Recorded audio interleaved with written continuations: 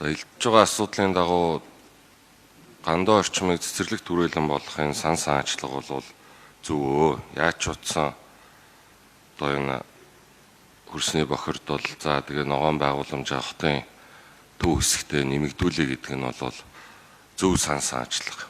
Гэхдээ санал хэлэхэд бол одоо энэ төлөөлөгч нарын болон хэлж байгаа саналуудыг бол маш сайн авах хэрэгтэй. Энэ ирэг дээрээ хилцүүлсэн юм уу, гэсэн юм уу, тэгсэн юм уу гэх.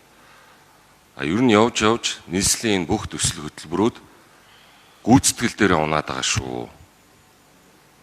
Тэгээ ямар ч сайхан ажлыг муу гүйцэтгэлтэй дутууд улмыг бодож оруулсан ажил бол ингээд хардтал сэрдэлт нь зогсохгүй, улс төрчлөлт нь зогсохгүй, ийм л байдалтай нүүр тулаад тэгэл ундаг.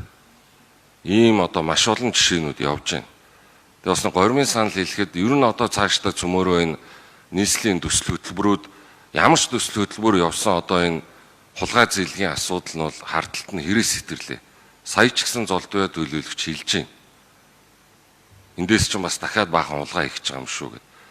Тэгээ ер нь цаашдаа ингүүл яасан бэ? Энэ авилгатай тэмцэх газрын байнгын хурлын үйл ажиллагаа энэ чуулганууд дээр орж ирж байгаа асуудал болгон дээр авилгатай тэмцэх газрын төлөөлөл нь суугаад тухайн төсөл хөтөлбөр сан санаачлага орж ирэхийн өмнө энэ асуудлын хүрээнд ямар нэгэн хулгай, ашиг сонирхлын зөрчил илрээгүй болно гэдгээ одоо хэлж хагаад албан ёсны тэр албаны хүмүүс нь хэлж хагаад тэгээ энэ асуудлаа ер нь хилцээд дэмжихгүйгээ цаашд ер нь яриа явж ивэл яасан.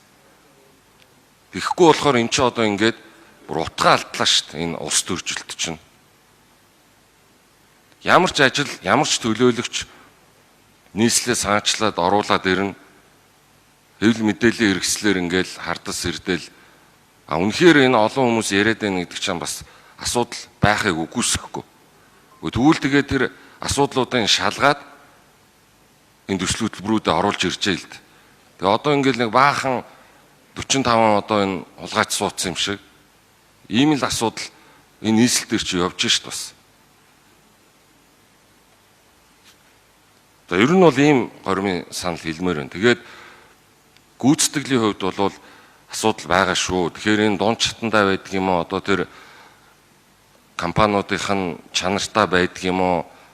Эсвэл одоо тэр өгсөн тендер янз бүрийн юмных нь бодлуулдаг, ингэдэг, тэгдэг янз бүрийн л яриа байдаг. Энэ асуудлуудаа зэгцлэх хэрэгтэй. Бид нэр энэ гүйцэтгэл дээр анхаарах юм бол ямар ч ач холбогдолтой ажлыг иргэдийн сан сэтгэлд нийцсэн хэлбэрээр чанартай гүйцэтгээд жижиг том гэхгүй явах юм бол нийслэлийн ажил бол цаашаа хэвэндээ ороод ингээд цэгцрээд явах ч таа.